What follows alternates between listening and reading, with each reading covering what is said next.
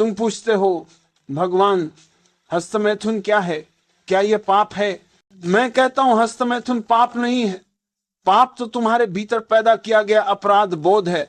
जब तुम किशोर होते हो तुम्हारे भीतर ऊर्जा का एक तूफान उठता है। यह ऊर्जा काम की है, यह जीवन की मूल ऊर्जा है।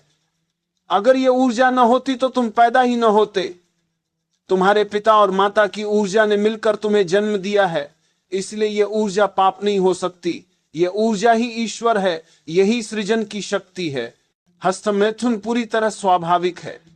जब साथी उपलब्ध नहीं है, जब प्रेम का अवसर नहीं है, तब यह ऊर्जा अपने ही मार्ग से बहना चाहती है। तुम उसे रोकते हो, दबाते हो, तो वही ऊर्जा विकृत हो जाती है। तब तुम्हारे भीतर अपराध बोध, डर और घृणा पनपती है। मैं कहता हूं जो स्वाभाविक है उसे स्वीकार करो। हस्तमैथुन उतना ही स्वाभाविक है जितना सांस लेना। इसे पाप कहना ऐसे है जैसे कोई कहे कि भूख लगने पर खाना खाना पाप है। हजारों साल से धर्मों ने सिखाया है कि हस्तमैथुन गलत है। उन्होंने बच्चों को डराया, अंधा हो जाओगे, बीमार हो जाओगे, भगवान नाराज हो जाएगा।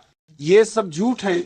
इन झूठों का परिणाम यह हुआ कि पूरी मानवता बीमार हो गई। तुम दबाते हो तो ऊर्जा किसी और रूप में फट पड़ती है। यही कारण है कि दुनिया हिंसा से भरी है, बलात्कार से भरी है, मानसिक रोगियों से भरी है। दमन हमेशा जहर बन जाता है। मैं कहता हूं दमन मत करो, सजग हो जाओ।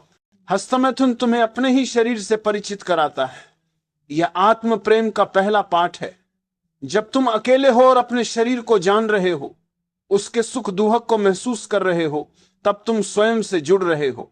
यदि तुम अपने शरीर से प्रेम नहीं कर सकते तो किसी और से भी प्रेम नहीं कर सकते। इसीलिए हस्तमैथुन को शर्म से मत देखो, इसे आत्मज्ञान के पहले कदम की तरह देखो। मैं ये नहीं कह रहा कि हस्तमैथुन ही अंतिम लक्ष्य है, नहीं, यह तो केवल शुरुआत है। जब तुम इस ऊर्जा को समझ लेते हो, जब तुम बिना अपराध बोध के इसे जी लेते हो, तब धीरे धीरे यह ऊर्जा बदलती है। वही ऊर्जा ध्यान में बदल सकती है, वही ऊर्जा करुणा और प्रेम में बदल सकती है।